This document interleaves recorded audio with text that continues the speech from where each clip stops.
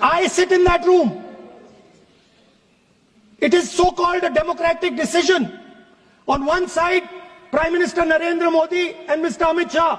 On the other side, the leader of the opposition. I have no voice in that room. What they decide is what happens. So the first question, why is the Prime Minister and Amit Shah so keen on choosing exactly who the election commissioner is going to be? Sir, अभी राहुल गांधी जी बड़ा लंबा बोल कर गए कि प्रधानमंत्री जी member हैं, Amit Shah ji member हैं, मैं अकेले मेंबर हूं, मेरी बात नहीं सुनी जाती है। ये 24 नवंबर 1980 का लालकृष्ण आडवाणी का पार्लियामेंट में इलेक्टोरल रिफॉर्म पर क्वेश्चन है सर, और उसका जवाब शिवशंकर जी देते हैं। शिवशंकर जी ये देते हैं, रिकॉर्ड का चीज है सर, कि चुनाव आयोग बहुत ही ईमानदारी से काम कर रहा है, इसीलिए अपोजिशन के किसी नेता को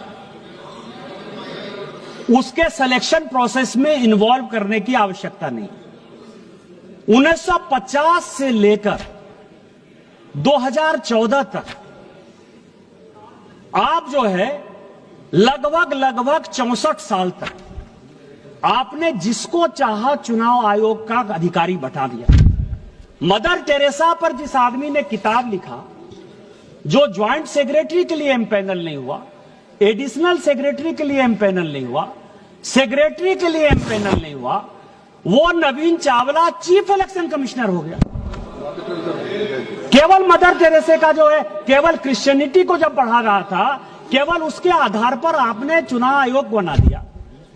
एमएस गिल, जिसने की राहुल, जब Sonia Gandhi ji office of profit के चक्कर में फंस गई और लगा कि ये दीवार हो जाएंगी, 6 साल के लिए चुनाव लड़ने के लिए काबिल नहीं रहेंगी, उस एमएस गिल को आपने जब बचाया, उसने उसके रिटायर होते ही 10 साल तक उसको ढोते रहे, आप केंद्र में मंत्री बनाए रखे। आज आप जो है 100 चूहे खा के बिल्ली चले हज को। हमने तो कम से कम एक कमेटी बना दी कि कम से कम आपको चुनाव आयोग के घोषणा के पहले, यदि आपको लगता है कि बात नहीं सुनी जाती है, तो चुनाव आयोग के घोषणा के पहले आपको लिस्ट भेज देते हैं। आप उस कमेटी के सदस्य होते हो, कम से कम नोट ऑफ डिसेंट आप लिख देते हो। हम लोगों के नेता को सर, चाहे वो अटल जी हो, चाहे आडवाणी जी हो, चाहे मोदी जी हो, चाहे अमित शाह जी हो, चाहे सुषमा जी हो, जब वो लीडर ऑफ द पार्टी थी, मुख्यमंत्री थी, तो उसको तो अखबार से ही पता चलता था ना सर।